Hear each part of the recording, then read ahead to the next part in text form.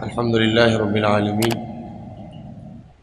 والصلاة والسلام على أشرف الأنبياء والمرسلين نبينا محمد صلى الله عليه وسلم وعلى آله وأصحابه ومن تبعهم بإحسان إلى يوم الدين أما بعد.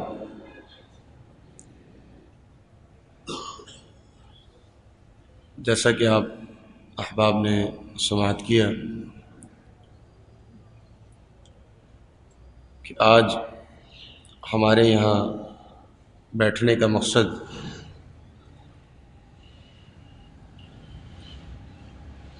وہ ایک ایسی شخصیت کا تعارف ہے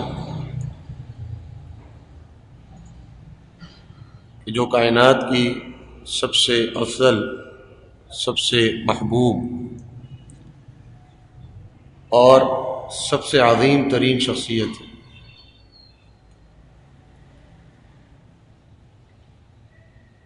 جن سے ہمیں پوری دنیا میں سب سے زیادہ محبت کا دعویٰ ہے، اور جن کی بدولت آج ہم دین اسلام پر عمل پیرا ہیں، اسلام کو جانتے ہیں، قرآن کو جانتے ہیں، اللہ تعالیٰ کا تعارف ہم جانتے ہیں، اپنی تخلیق کا مقصد ہم جانتے ہیں. تو وہ شخصیت ہمارے پیارے رسول رحمت للعالمین سید الکونین، سید الاولین والآخرین، امام الانبیاء، شافع محشر، ساقی حوض کوثر، محمد رسول اللہ صلی اللہ علیہ وسلم کی شخصیت.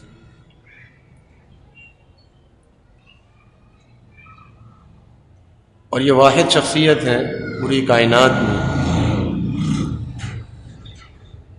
کہ جن کی اللہ رب العالمین نے زندگی کی قسم کھائی. بڑی بڑی شخصیات گزری ہیں، ابراہیم علیہ السلام، نوح علیہ السلام، آدم علیہ السلام، لیکن اللہ رب العالمین نے کسی کی زندگی کی قسم نہیں کھائی. اور اللہ تعالی قرآن مجید میں اگر کسی کی قسم اٹھائے، ہمارے لیے حکم یہ ہے کہ ہم اللہ کے علاوہ کسی کی قسم نہ اٹھائیں. اور اللہ رب العالمین کے لیے یہ قانون مختلف ہے. اللہ تعالیٰ قسم اٹھاتا ہے ایسی شخصیات کی کہ جن کے مثل اور جن کے ثانی کوئی شخصیت نہ ہو. تو اللہ رب العالمین نے قسم اٹھائی نبی صلی اللہ علیہ وسلم کی زندگی، فرمایا کہ لعمرک، آپ کی عمر کی قسم، آپ کی زندگی کی قسم.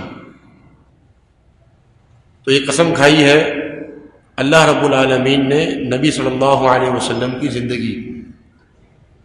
اس سے ہم اندازہ کر سکتے ہیں کہ نبی کریم صلی اللہ علیہ وسلم کی زندگی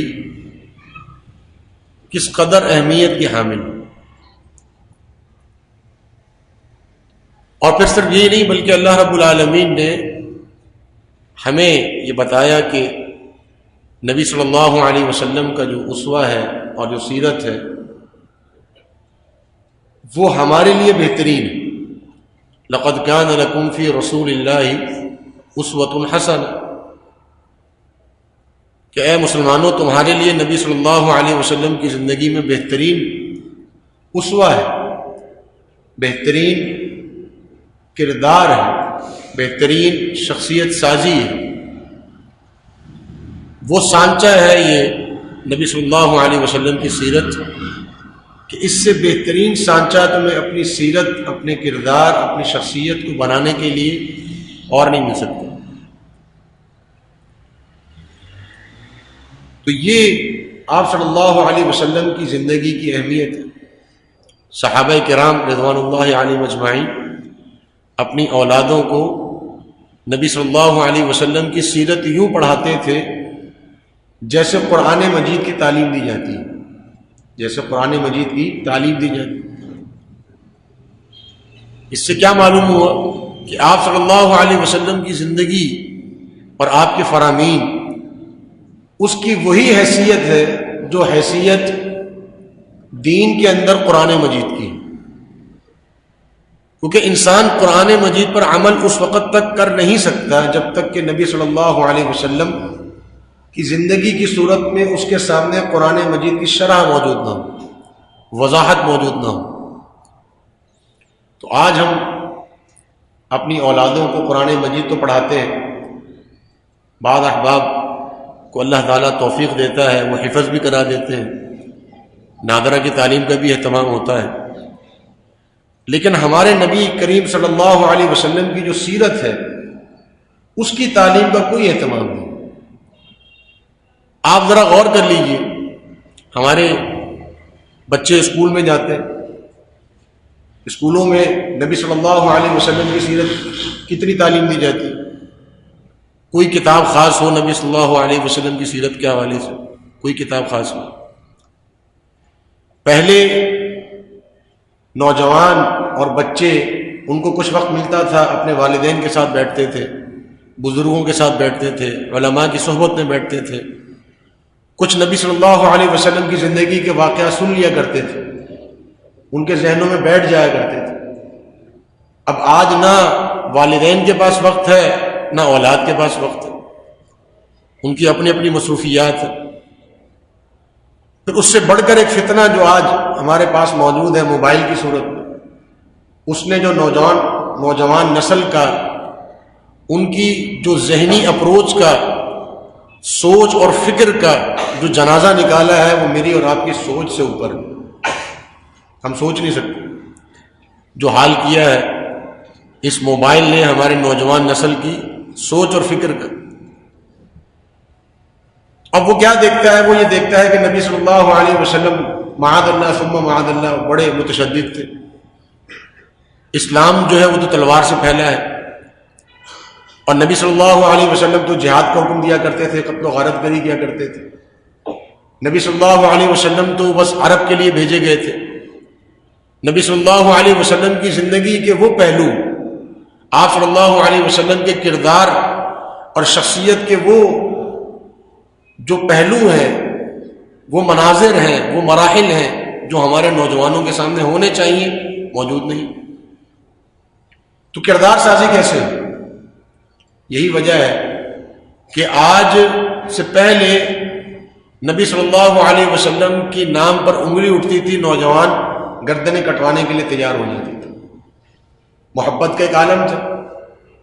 اب اغیار کی کوششوں سے اور اس سے کہیں زیادہ ہماری اپنی کوششوں سے ہم نے نبی صلی اللہ علیہ وسلم کی محبت اپنی نوجوان نسل کے ذہن میں اور دل میں نہیں بٹھائی۔ آج وہ جذبات ہمیں نظر نہیں آتے نبی صلی اللہ علیہ وسلم کے تعلق سے، اور اللہ نہ کرے اس کے بعد جو آنے والی نسل ہے ان کے حوالے سے سوچ کر تشویش لاحق ہوتی ہے، کیونکہ اغیار کی کوشش یہ ہے کہ ان کو قرآن سے جڑا رہنے دو، قرآن سے نہ توڑو، قرآن سے آپ کو کوئی نہیں توڑے، قرآن تو آپ کی کتاب ہے۔ مجھے اور آپ کو توڑا جائے گا، کاٹا جائے گا نبی صلی اللہ علیہ وسلم کی ذات سے۔ آج آپ دیکھیے کہ یہودیوں کے پاس تورات موجود ہے، عیسائیوں کے پاس انجیل موجود ہے، لیکن ان کے پاس موسیٰ علیہ السلام کی سیرت موجود نہیں ہے، عیسیٰ علیہ السلام کی سیرت موجود نہیں ہے، سند موجود نہیں ہے۔ ہمارے پاس اللہ رب العالمین نے مسلمانوں کو یہ معجزہ عطا کیا، احادیث موجود ہے سند کے ساتھ، سیرت کا ایک ایک پہلو، حتیٰ کہ وہ معاملات جو نبی صلی اللہ علیہ وسلم کی زندگی میں صحابہ کرام کی نظروں میں نہ آ سکے، اللہ رب العالمین نے نبی صلی اللہ علیہ وسلم کی وفات کے بعد امہات المومنین کے ذریعے سے ہمیں بتا دی۔ یعنی صحابہ کرام کے سامنے شاید نبی صلی اللہ علیہ وسلم کی زندگی کے وہ اوقات موجود نہ ہوں جو آج ہمارے سامنے موجود ہیں۔ لیکن معاملہ کیا ہے کہ ہم بیان نہیں کرتے، نبی صلی اللہ علیہ وسلم کی سیرت بیان نہیں ہوتی۔ آج آپ اپنی اولاد سے پوچھیے نبی صلی اللہ علیہ وسلم کی ازواج مطہرات کتنی تھی، ان کو معلوم ہی نہیں ہوگا۔ ان کے نام کیا تھے، معلوم نہیں ہوگا۔ اولاد کتنی تھی، معلوم نہیں ہوگا۔ نبی صلی اللہ علیہ وسلم نے کہاں وقت گزارا، کچھ معلوم نہیں ہوگا۔ نبی صلی اللہ علیہ وسلم کی زندگی میں رحمت کے کیا کیا پہلو آئے، کس کس موقع پر آپ صلی اللہ علیہ وسلم نے کفار کو اوپر آسانیاں کی، آپ صلی اللہ علیہ وسلم نے اپنی ازواج مطہرات کے ساتھ کس طرح حسن سلوک کا معاملہ فرمایا، آپ صلی اللہ علیہ وسلم پر دنیا والوں نے کہاں پر ظلم ڈھائے۔ آپ کی پوری زندگی جو ہے ایک مظلومیت کی داستان۔ اگر آپ نبی صلی اللہ علیہ وسلم کی زندگی کو دو لفظوں میں بیان کرنا چاہیں، جو آپ کے سامنے انشاءاللہ بیان ہوگی جب یہ اسکرین انشاءاللہ ہماری جو ہے وہ سٹارٹ ہو جائے، تو نبی صلی اللہ علیہ وسلم کی اگر زندگی کا آپ خلاصہ دو لفظوں میں سمجھنا چاہیں تو آپ صلی اللہ علیہ وسلم کی زندگی کا خلاصہ یہ ہے کہ یہ ایک دکھ بھری داستان ہے۔ نبی صلی اللہ علیہ وسلم کی زندگی ایک دکھ بھری داستان ہے۔ آپ صلی اللہ علیہ وسلم اپنی پیدائش سے لے کر اپنی وفات تک کبھی راحت اور آرام نہیں پایا۔ سکون روحانی آپ سے بڑھ کر کسی کے پاس نہیں تھا، لیکن جسمانی آرام اولاد کی طرف سے، معیشت کی طرف سے، یہ آرام، یہ سکون جسمانی طور پر یہ آپ صلی اللہ علیہ وسلم کو بھی حاصل نہیں تھا۔ جس قدر پر مشقت، تکلیف دہ اور ظلم آپ نے سہے ہیں، اس کی کوئی ہم میں سے مثال پیش نہیں کر سکتی۔ تو یہ آپ صلی اللہ علیہ وسلم کی زندگی کا خلاصہ ہے۔ لیکن اس کے باوجود نبی صلی اللہ علیہ وسلم نے دین کا ایک ایک حرف ہم تک پہنچا دیا، تبلیغ کا حق ادا کر دیا۔ ہجرت کے موقع پر ذکر آئے گا، آپ صلی اللہ علیہ وسلم کو یہ پریشانی تو تھی کہ میرے صحابہ مدینہ پہنچ جائیں، دین محفوظ ہو جائے، لیکن میری اولاد مدینہ پہنچے گی یا نہیں پہنچے گی اس کی اتنی فکر نہیں تھی۔ آج ہمیں اپنی اولاد کی، اپنے گھر بار کی، اپنے کاروبار کی فکر پہلے ہوتی ہے، دین بہت بعد میں آتا ہے۔ دین وہاں آتا ہے جہاں ہم فارغ ہوں، جہاں ہمارے پاس کچھ روپے بچ جائیں، جہاں ہمارے پاس تھوڑا سا وقت بچ جائے ہماری مصروفیات میں سے، جہاں ہماری اولاد میں سے کوئی اولاد خود رغبت سے دین کی طرف چلی جائے، تو جو بچ جائے، جو فارغ ہو، جو فضول ہو، وہ ہمارے پاس تو دین کے لیے موجود ہے، باقی سب کچھ ہمارا دنیا کے لیے۔ لیکن نبی صلی اللہ علیہ وسلم کی زندگی میں ترجیح کا یہ معاملہ اس کے بالکل برعکس ہمیں نظر آتا ہے۔ آپ صلی اللہ علیہ وسلم کی جو زندگی ہے اس میں نمایاں جو چیز نظر آتی ہے وہ یہی کہ دین کو کس طریقے سے آپ صلی اللہ علیہ وسلم نے ترجیح جو ہے وہ دی ہے، اور کس طرح دین کو لے کر آپ صلی اللہ علیہ وسلم چلے ہیں۔ تو انشاءاللہ یہ جو سلائیڈز آپ کے سامنے جو ہے وہ پیش ہوں گی،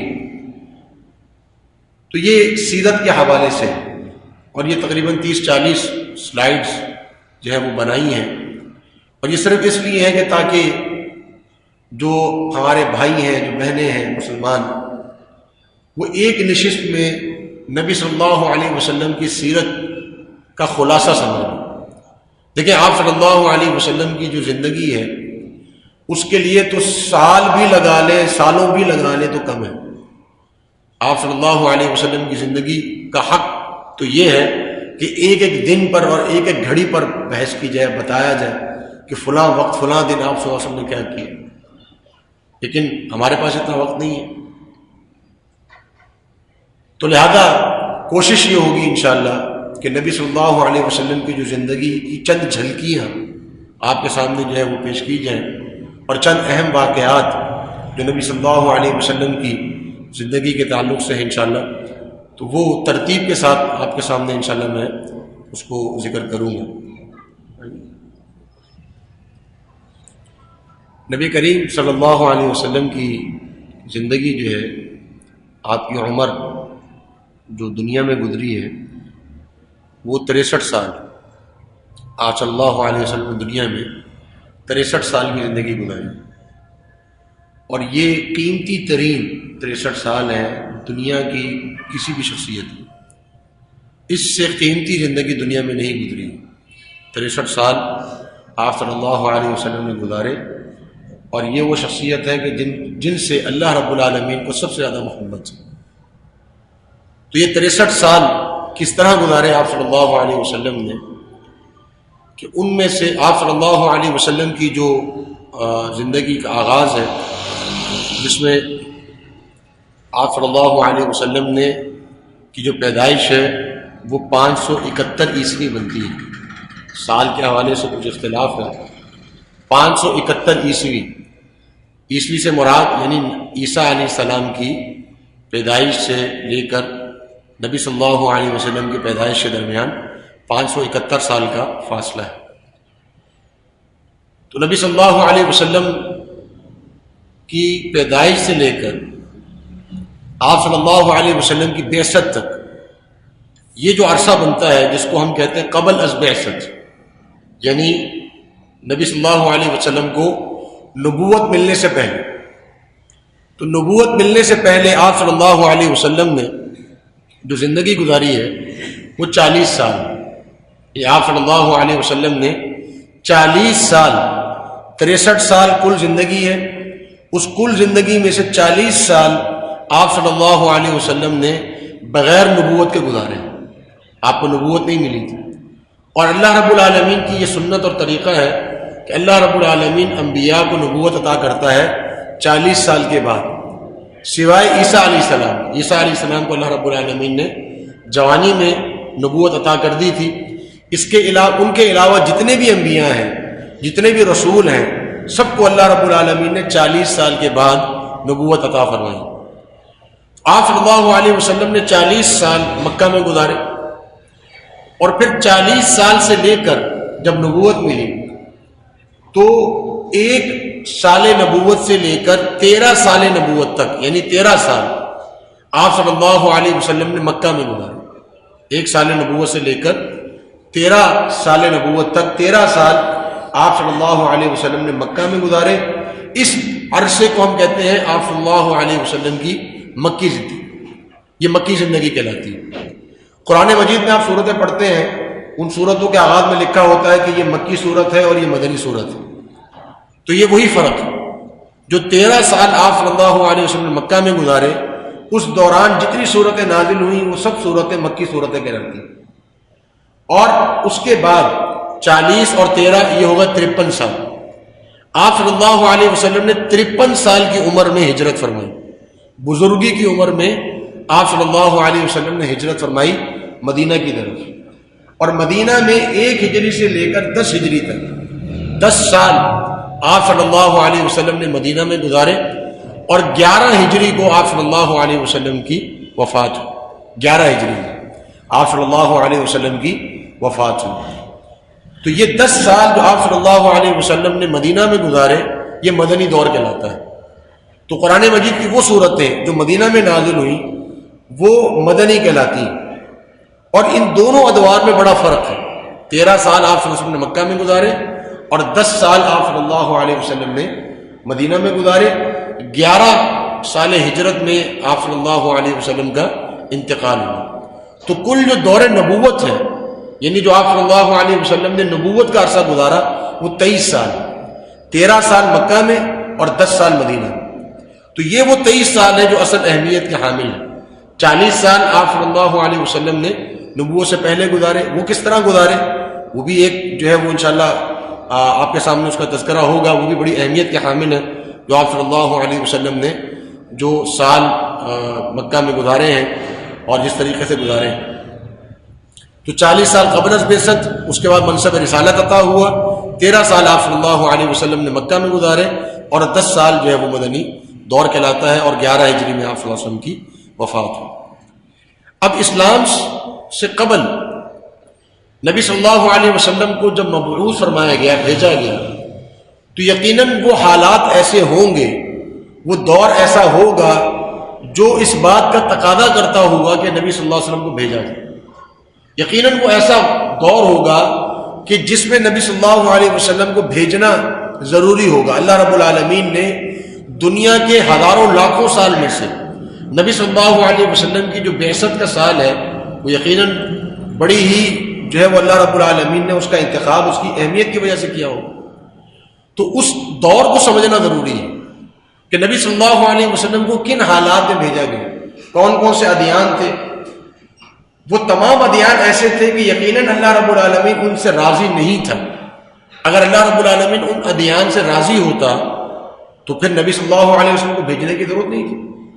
تو یقیناً وہ ادیان ایسے تھے, وہ مذاہب ایسے تھے, وہ دور ایسا تھا کہ جس سے اللہ رب العالمین راضی نہیں تھا, اور اللہ رب العالمین نے یہ ارادہ فرمایا کہ ایک نئے دین اسلام کا آغاز کیا. تو اس وقت کون کون سے ادیان موجود تھے عرب کے اندر؟ ایک دین موجود تھا جس کو ہم کہتے ہیں دین ابراہیمی. ابراہیم علیہ السلام سے وہ دین چلا آ رہا تھا, اور ابراہیم علیہ السلام اور نبی صلی اللہ علیہ وسلم کے درمیان ہزاروں سال کا فاصلہ ہے. اس کو آپ یوں اندازہ کر لیجیے, یہ ایک اندازے ہیں جو علماء نے ذکر کیے ہیں کہ ابراہیم علیہ السلام سے لے کر موسیٰ علیہ السلام تک تقریباً 2000 سال کا فاصلہ ہے. ابراہیم علیہ السلام سے لے کر موسیٰ علیہ السلام تک تقریباً 2000 سال کا فاصلہ ہے. پھر موسیٰ علیہ السلام سے لے کر عیسیٰ علیہ السلام تک تقریباً 2000 سال کا فاصلہ ہے. تو ابراہیم علیہ السلام سے لے کر عیسیٰ علیہ السلام تک کتنا فاصلہ ہو گیا؟ 4000 سال کا فاصلہ. پھر عیسیٰ علیہ السلام سے لے کر محمد رسول اللہ صلی اللہ علیہ وسلم تک 550 سال کا فاصلہ ہے. تو تقریباً آپ کو سمجھ لیجئے کہ ابراہیم علیہ السلام سے لے کر نبی صلی اللہ علیہ وسلم تک 4500 سال کا فاصلہ ہے. 4500 سال کا فاصلہ. نبی صلی اللہ علیہ وسلم اور ہمارے درمیان کتنا عرصہ ہوا؟ 1450 سال. 1450 سال یعنی 1500 سال بھی نہیں ہوا. تو 1500 سال میں نبی صلی اللہ علیہ وسلم کے معاملات کو ہم نہیں سمجھ پا رہے. وہ دین کی کیفیت, پوری ملت اسلامیہ کے اندر جو دین ہے اس کا حلیہ بگڑ گیا. تو جب 1500 سال میں دین اسلام کا یہ حال ہو گیا تو 4500 سال میں دین ابراہیمی کا کیا حال ہوا ہوگا, یہ آپ سوچ سکتے ہیں. اچھا, دین ابراہیمی 2 حصوں میں تقسیم ہو گیا. ایک تھا جو اسماعیل علیہ السلام سے مکہ میں موجود تھا, اور ایک تھا جو بنی اسرائیل سے چلا آیا. بنی اسرائیل کون تھے؟ بنی اسرائیل تھے یعقوب علیہ السلام کے اولاد. یعقوب علیہ السلام کون تھے؟ اسحاق علیہ السلام کے اولاد. اسحاق علیہ السلام کون تھے؟ ابراہیم علیہ السلام کے اولاد. تو بنی اسرائیل ابراہیم علیہ السلام کی نسل سے چلے آ رہے تھے, اور بنی اسرائیل کے اندر ہزاروں انبیاء ہیں. بنی اسرائیل کے اندر ہزاروں انبیاء ہیں, لیکن اسماعیل علیہ السلام جو مکہ میں موجود تھے ان کی اولاد میں کوئی نبی نہیں ہے. لیکن اللہ رب العالمین نے سب سے جو بڑی فضیلت تھی نبی صلی اللہ علیہ وسلم کی صورت میں, وہ اولاد اسماعیل کو عطا کی. تو نبی صلی اللہ علیہ وسلم کی بعثت ہوئی ہے اولاد اسماعیل میں سے. اسی لیے نبی صلی اللہ علیہ وسلم فرمایا کرتے تھے کہ میں اپنے والد ابراہیم علیہ السلام کی دعا ہوں. وہ دعا جو اللہ رب العالمین نے سورۃ البقرہ میں جو وہ پہلے سپارے میں اس کا تذکرہ کیا ہے. تو ایک ہے دین ابراہیمی. دین ابراہیمی کیا تھا؟ اللہ رب العالمین نے فرمایا وَلَمْ يَكُنْ مِنَ الْمُشْرِكِينَ, وہ مشرک نہیں تھے, بتوں کی پوجا نہیں کرتے تھے. تو اس وقت بہت کم لوگ تھے جو بتوں کی پوجا نہیں کیا کرتے تھے, جن میں سے ایک جو ہے وہ عمر بن نوفل ان کا نام آتا ہے, عثمان بن ابی العاص یہ نام ایک آتا ہے, اسی طرح ابو بکر صدیق رضی اللہ تعالیٰ عنہ, اسی طرح نبی کریم صلی اللہ علیہ وسلم خود بھی بعثت سے قبل آپ صلی اللہ علیہ وسلم نے کبھی بھی شرک نہیں کیا, کبھی بھی شرک نہیں کی. اور بھی کئی افراد تھے لیکن گنے چنے چند ایک تھے, 5 6 8 10 آپ کہہ لیجئے پورے مکہ کے اندر جو دین ابراہیمی پر تھے, باقی سب جو ہے وہ بت پرست تھے. ایک دین تھا جس کو ہم کہتے ہیں دین ابراہیمی, لیکن یہ تعداد بہت کم تھی, چند ایک لوگ تھے. دوسرا دین تھا جو کہ بت پرستی کا دین تھا. یہ بت پرستی کا آغاز کیسے ہوا؟ مکہ کے اندر ایک شخص تھا جو کہ عرب کے اندر چلا آ رہا تھا, قبیلہ بنو جرہم سے اس کا تعلق تھا. عمر بن لحی اس کا نام, عمر بن لحی. یہ شخص بڑا ہی دیندار آدمی تھا, گڑ گڑاتا تھا, دعائیں کرتا تھا, عبادت کرتا تھا. لوگ سمجھتے تھے کہ جی یہ بڑا نمازی پرہیزگار, بڑا عبادت گزار آدمی ہے. تو یہ شخص ایک دفعہ تجارت کے لیے شام چلا گیا.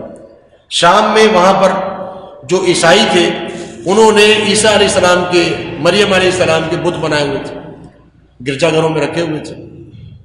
تو ایک شخص تھا عمر بن لحی جس کا میں تذکرہ کر رہا تھا. تو یہ شام گیا اور شام میں جا کر اس نے جو بت تھے وہاں پر، عیسائیوں نے بنائے ہوئے تھے، عیسیٰ علیہ السلام کے، مریم علیہ السلام کے. تو وہ بت اس نے دیکھے وہاں پر اور اس کو بڑا پسند آیا کہ یہ بتوں کے سامنے تو کھڑے ہو کر بڑا انسان جو ہے وہ اس کے ایک تعلق پیدا ہو جاتا ہے. تو اس نے چند بت ان سے لیے اور بت لا کے اس نے بیت اللہ میں رکھ دیے. اب دیکھیے یہاں پر یہ ہوتا ہے کہ جب ایک قوم جو ہے وہ اپنے دین کی اصل شکل کو بھول جائے، دلائل اس کو معلوم نہ ہو، توحید کے، شرک کے، سنت کے، بدعت کے، جب اس کو دلائل معلوم نہ ہو تو پھر وہ ہر چیز سے متاثر ہو جاتے ہیں، ہر نئی چیز سے متاثر ہو جاتے ہیں. تو یہ بھی انہوں نے جب ایک نئی چیز دیکھی کہ جی بت آئے ہیں، اور بت انہوں نے جب دیکھے تو انہوں نے کہا کہ جی یہ تو اچھی چیز ہے، اس سے تو بڑا تعلق پیدا ہو رہا ہے. جیسے ہمارے کہتے ہیں جی یہ تو بہت اچھی چیز ہے، اس میں کیا حرج ہے؟ ہمارے جب بدعت شروع ہوتی ہے بہت اچھی چیز ہے، کیا حرج ہے اس کے؟ تو آج حرج نہ کرتے کرتے کرتے کرتے ہمارے بھی بت پرستی شروع ہو چکی ہے. وہ پتلے بنا کر رکھ دیے جاتے ہیں، لوگ جو ہیں وہ حسین رضی اللہ عنہ کے، حسن رضی اللہ عنہ کے اور نبی صلی اللہ علیہ وسلم کے، اور مختلف جو ہے وہ انہوں نے اب تعزیے کے نام پر جو ہے وہ بنا لی یہ چیزیں. تو اس وقت انہوں نے بھی جب دیکھا، انہوں نے کہا کہ جی اس میں کیا حرج ہے، تو انہوں نے لا کر بت جو ہے وہ رکھ دیے کعبہ کے اندر. یہ آغاز تھا. نبی صلی اللہ علیہ وسلم نے فرمایا کہ میں نے عمر بن لحی کو دیکھا جہنم میں کہ وہ شخص جو ہے اس کی انتڑیاں نکلی ہوئی ہیں، جہنم کے اندر اس کو عذاب ہو رہا ہے، اس کی انتڑیاں نکلی ہوئی ہیں اور وہ اپنی انتڑیوں کے گرد جو ہے وہ بھاگ رہا ہے، چکر لگا رہا ہے. یعنی سخت ترین اس کو عذاب اللہ تعالیٰ نے جہنم کے اندر دے رکھا ہے. اور وجہ کیا ہے اس کی؟ وجہ اس کی یہی ہے کہ اس نے جو ہے وہ یا بت پرستی کا آغاز کیا یہاں پہ. اور پھر اس کے بعد کیا ہوا کہ اس نے بیت اللہ کے اندر جب اس نے بت لا کے رکھے تو پھر آہستہ آہستہ ہر قوم نے اپنے لیے بت بنا لیے. پھر ہر قوم نے بت بنایا تو قوم کے اندر برادری ہوتی ہیں، ہر برادری کا ایک بت بن گیا. جب ہر برادری کا ایک بت بن گیا تو پھر انہوں نے ہر قوم اور ہر برادری کا بت بنانے کے بعد انہوں نے ہر گھر کا بت بنا لیا، ہر محلے کا بت بن گیا. جب اتنے سارے بت بنتے چلے گئے تو نبی صلی اللہ علیہ وسلم کا جب دور آیا تو اس وقت بیت اللہ کے اندر 360 بت تو صرف بیت اللہ میں رکھے ہوئے تھے. ہر قوم کی چاہتی جی یہ ہمارا بت ہے، یہ بھی رکھواؤ بیت اللہ میں. دوسری قوم نے کہا جی ہمارا بت ہے، یہ بھی رکھواؤ بیت اللہ میں. ہمارے لوگ بھی حج کرنے آتے ہیں، وہ آگے اپنے بت کی پوجا کریں گے. تو ایسا نہیں تھا کہ ہر قوم 360 بت کو پوجتی تھی، بلکہ ہر قوم کا اپنا بت تھا. جو انصار تھے، جو اوس و خزرج تھے، ان کا ایک بت تھا جو وہاں رکھا ہوا تھا صفا اور مروہ کے اوپر. تو وہ نبی صلی اللہ علیہ وسلم سے انہوں نے پوچھا، اسیاف اور نائلہ اس کا نام تھا بت کا. انہوں نے نبی صلی اللہ علیہ وسلم سے پوچھا کہ اللہ کے رسول صلی اللہ علیہ وسلم، ہم جب جاہل تھے اور جب ہم بت پرست تھے تو ہم صفا اور مروہ پر جاتے تھے، تو اس لیے جاتے تھے کیونکہ ہمارے بت رکھے ہوئے تھے. تو کہ اب ہم چونکہ مسلمان ہو چکے تو کیا اب ہم جو ہے وہ صفا اور مروہ پر جائیں یا نہ جائیں؟ تو اللہ رب العالمین نے یہ آیت نازل فرمائی کہ ان الصفا والمروہ من شعائر اللہ، کہ صفا اور مروہ جو ہے یہ تو اللہ کے شعائر میں سے ہیں، لہذا تمہیں جانا چاہیے. تو مقصد کہنے کا یہ کہ پھر یہ 360 بت جو ہے یہ بیت اللہ کے اندر انہوں نے اس کا آغاز ہوا. تو یہ ایک جو بت پرستی جو وہاں تھی عرب میں، اس کا آغاز ہوا. اس کے بعد جو دین تھا جو عرب کے اندر موجود تھا وہ تھے یہودی. یہودیت کا بھی ایک دین تھا جو کہ عرب کے اندر موجود تھا. یہ لوگ کون تھے؟ یہ یہودی جو ہیں یہ اصل میں آباد تھے فلسطین کے اندر، اور عرصے سے آباد تھے، زمانے سے آباد تھے. سلیمان علیہ السلام کے دور میں تو یہودی پوری دنیا کے مالک تھے. لیکن اللہ رب العالمین نے ان سے یہ وعدہ کیا تھا کہ جب تم زمین پر فساد کرو گے، تو پھر میرے بندے تم پر غالب آئیں گے اور تمہیں جو ہے وہ تباہ و برباد کر کے رکھ دیں گے. اور ایسے ہی ہوا. جب انہوں نے پوری زمین پر فساد کرنا شروع کیا تو اللہ رب العالمین نے ایک شخص کو بھیجا جس کا نام تھا بخت نصر. پوری دنیا میں 4 بادشاہ ہیں جنہوں نے پوری دنیا پر حکومت کی. پوری دنیا پر 4 بادشاہ ہیں جنہوں نے حکومت کی ہے. یہ بات علماء نے ذکر کی ہے. 2 مسلمان تھے اور 2 کافر تھے. جو مسلمان تھے ان میں ایک سلیمان علیہ السلام ہے اور ایک ذوالقرنین. 2 نام آتے ہیں جنہوں نے پوری دنیا پر حکومت کی. اور 2 کافر جو تھے جنہوں نے پوری دنیا پر حکومت کی ہے، ایک بخت نصر ہے اور ایک جس کا نام آتا ہے سکندر اعظم. سکندر اعظم اور بخت نصر یہ وہ 2 افراد ہیں جنہوں نے پوری دنیا پر حکومت کی. تو جب بخت نصر نے فلسطین پر حملہ کیا تو ان کو تباہ و برباد کر دیا یہودیوں. تو یہودی پوری دنیا میں پھیل گئے. اور ان میں سے چند یہودی جو ہیں وہ جزیرہ عرب میں آ کر آباد ہو گئے. کچھ لوگ مدینہ میں آباد ہوئے, کچھ لوگ خیبر میں آباد ہوئے. تو جو مدینہ میں آباد ہوئے, مدینہ میں 3 قبائل تھے جو مدینہ میں آ کر آباد ہوئے. ایک بنو قینقاع تھے, ایک بنو نذیر تھے, اور ایک جو ہے وہ بنو قریظہ تھے. یہ 3 افراد ہیں, 3 قبائل تھے جو مدینہ میں آباد ہوئے. اور کچھ یہودی جو ہے وہ خیبر میں جا کر آباد ہوئے. تو یہودیت بھی ایک دین تھا جو کہ عرب کے اندر موجود تھا, لیکن اللہ رب العالمین نے ان کا دین بھی پسند نہیں فرمایا. ایک اور دین تھا جو کہ موجود تھا عرب کے اندر, اور وہ تھا عیسائیت. یہ عیسائیت کون تھے؟ عیسیٰ علیہ السلام کے ماننے والے تھے. اور یہ کہاں موجود تھے؟ یہ موجود تھے یمن کے اندر.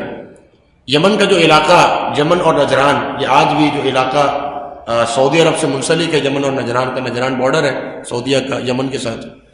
تو یہ نجران اور یمن کا جو علاقہ تھا, یہ علاقہ سعودیہ حجاز کا, یہاں پر عیسائی آباد تھے, اور یہ عیسیٰ علیہ السلام کے ماننے والے تھے. آپ نے وہ واقعہ پڑھا ہوگا, نبی صلی اللہ علیہ وسلم کی پیدائش جس سال ہوئی ہے اس سال کو کہا جاتا ہے عام الفیل. عام الفیل, ہاتھیوں والا سال. وہ کیا سال تھا کہ اس میں ایک شخص جس کا نام تھا ابرہا, جو یمن کا جو ہے وہ تھا بادشاہ, اور اس نے یمن کے اندر عیسائیوں کا گرجا گھر تعمیر کیا تھا.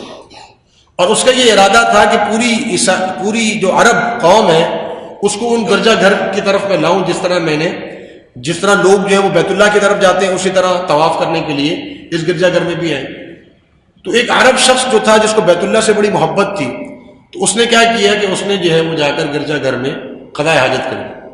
اس کو بڑا غصہ آیا, تو اس نے اپنے لشکر کو جمع کیا اور اس نے کہا کہ اب میں بیت اللہ کو جا کر منہدم کر دوں گا, شہید کر دوں گا. اور وہ آیا, اور وہ واقعہ آپ کو معلوم ہے کہ وہ تقریباً ایک بڑا لشکر 20,000 کا لشکر وہ لے کر آیا, جس میں تقریباً کوئی 200 کے قریب ہاتھی بھی موجود تھے. اس کا اپنا بھی ایک ہاتھی تھا جس پر وہ سوار تھا.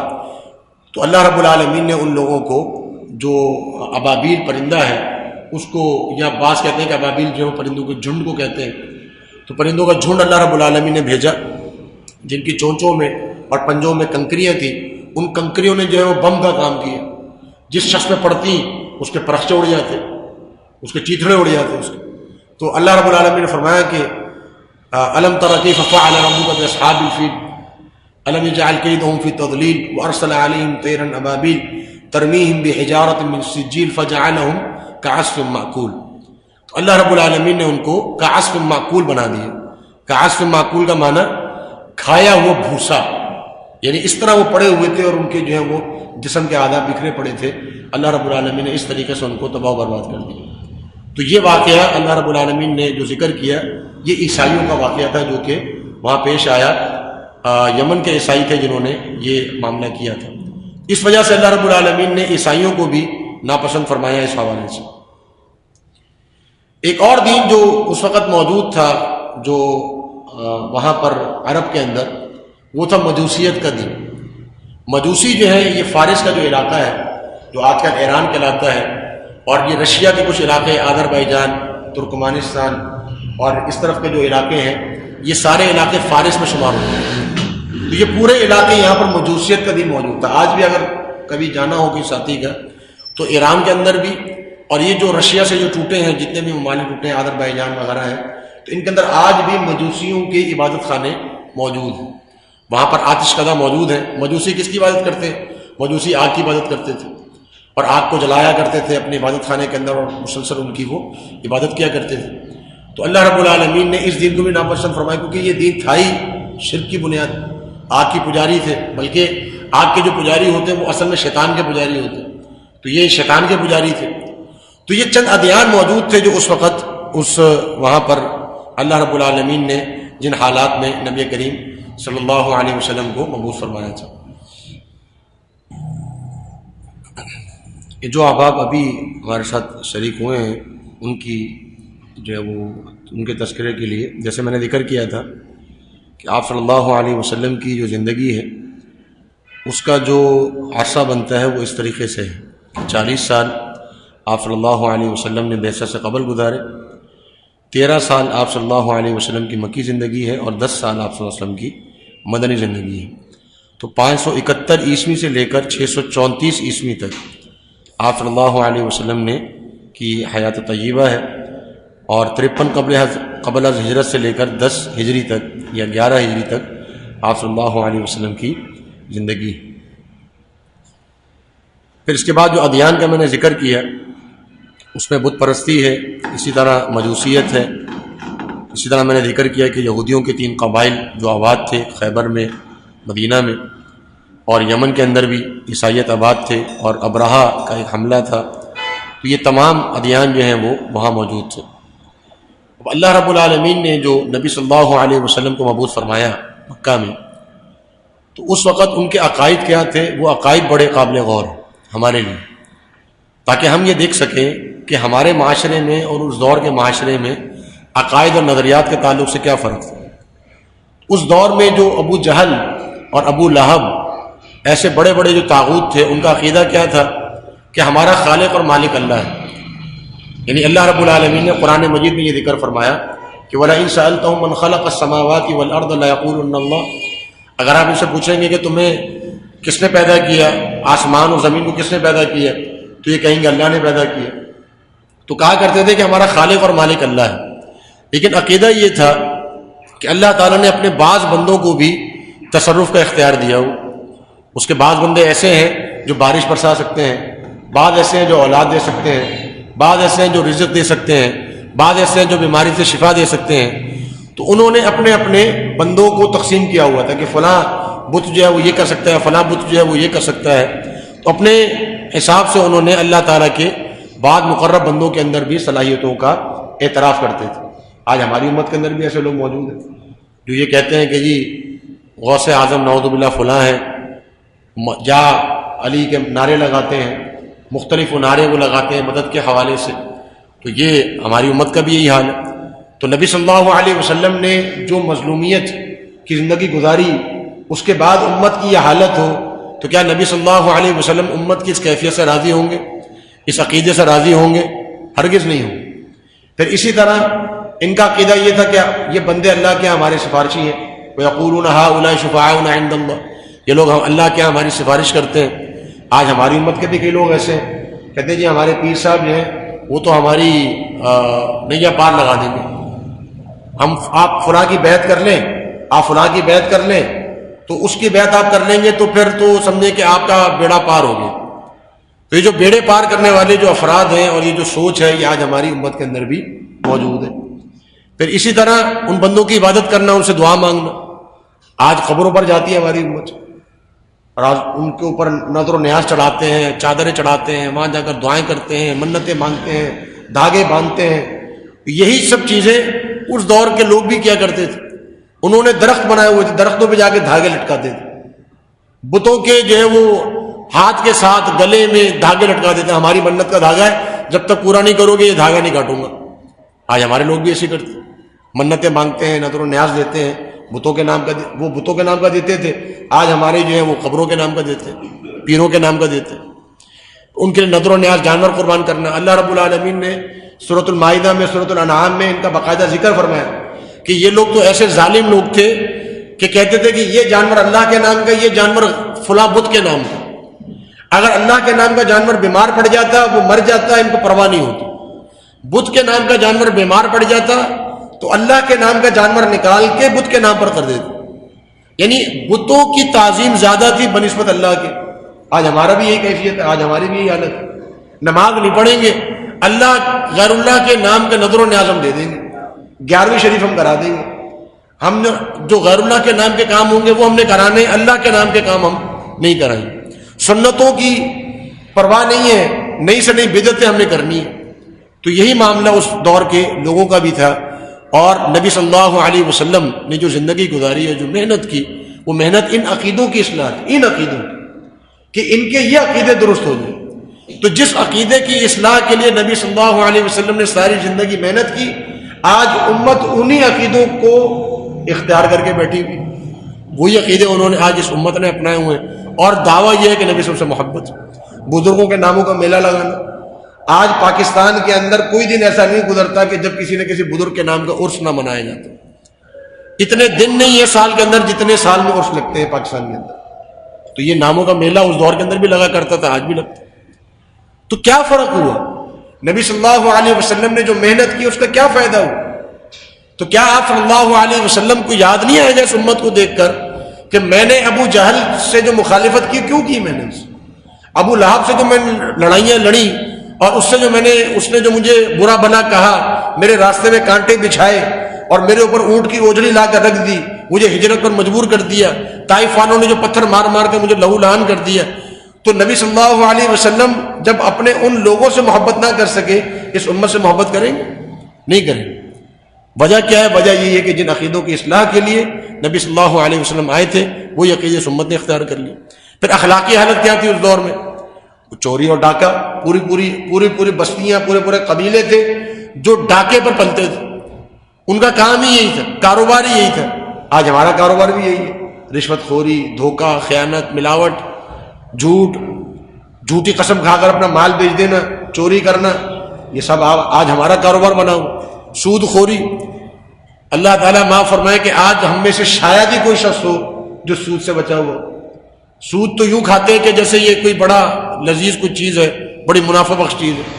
اپنے پیسے بینک میں رکھوائے ہوئے ہیں، سود کھاتے ہیں، انشورنس پر گاڑیاں لی ہوئی ہیں، سود کھاتے ہیں، بانڈز لیے ہوئے ہیں، سود کھاتے ہیں، پرائز بانڈ لیے ہوئے ہیں، سود کھاتے ہیں، پیسے بینک میں رکھے ہوئے ہیں، سود کھاتے ہیں۔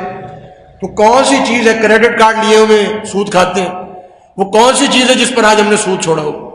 تو سود خوری تو آج ہمارا پیشہ بنی ہوئی اس امت کا۔ شراب کا استعمال، آج منشیات اور گٹکا اور تمباکو اور شراب آج ہمارے نوجوان کثرت سے استعمال کرتے ہیں، کثرت سے۔ شاید ہی کوئی ہمارے نوجوانوں میں چند ایک اللہ ماشاء اللہ ہو جو یہ منشیات استعمال نہ کرتے، ورنہ نوجوانوں کی اخلاقی حالت کا جو ہے وہ جنازہ نکلا ہو، برا حال ہے۔ منشیات استعمال ہوتی ہے اور باقاعدہ بڑے پیمانے پر اس کو پھیلایا جاتا ہے۔ بدکاری اور فحاشی، اس دور میں جو بری عورتیں ہوتی تھیں وہ اپنے گھروں کے اوپر جھنڈے لگاتی تھیں، جھنڈے، تاکہ معلوم ہو جائے کہ یہ فلاں برا شخص۔ آج ہم نے بھی یہ کیا، آج ہمارے نوجوان جو ہیں وہ ان بری عورتوں کے، ان برے مردوں کے ناموں کی شرٹیں پہنتے ہیں، ان سے محبت کرتے ہیں، ان کے نام یاد ہوتے ہیں، ان کے کردار یاد ہوتے ہیں۔ یاد نہیں ہے تو صحابہ کا نام یاد نہیں، یاد نہیں ہے تو نبی صلی اللہ علیہ وسلم کا یاد نہیں، یاد نہیں ہے ہمیں تو قرآن مجید کی صورتوں کے نام یاد نہیں، قرآن مجید یاد نہیں ہے، اسلام کے احکامات کا پتہ نہیں ہے۔ ہاں یہ سارے کام ہم سے آپ کرائیں۔ ہمارے پاس موبائل ہے، آپ کسی نوجوان کا موبائل ایک دفعہ لے لیں اس سے، بیٹا اپنا موبائل دکھانا، کیا کیا کرتے ہو اس کے اندر، شرمندگی سے وہ ڈوب مرے گا، وہ اپنا موبائل آپ کو نہیں دے سکتا۔ یہ موبائل جو ہمارے پاس ہے نا، یہ ہمارا نام ہے امان۔ اگر آپ اپنا موبائل کسی شخص کو بے دھڑک دے سکتے ہو، آپ سمجھ لیجئے کہ آپ کا نامہ امان صاف ہے۔ یہ میں نوجوانوں سے مخاطب ہوں۔ اور اگر آپ اپنا موبائل کسی کو نہیں دے سکتے تو پھر آپ جان لیجئے آپ کا نامہ اعمال بھی یہی ہوگا۔ اس وقت کیسے منہ دکھائیں گے کسی کو؟ تو آج اس موبائل کے استعمال نے ہماری اخلاقیات کا جنازہ نکال دیا۔ نوجوانوں تنہائی میں بیٹھے ہوتے ہیں، دنیا بھر کی برائیوں کے دروازے ان کے سامنے کھلے، جس دروازے سے چاہیں داخل ہو جائیں۔ شاید اس دور میں بدکاری اور فحاشی کی وہ آسانیاں نہ ہوں جو آج اس امت کے نوجوانوں کو حاصل ہیں۔ تو نبی صلی اللہ علیہ وسلم کو کیوں بھیجا گیا؟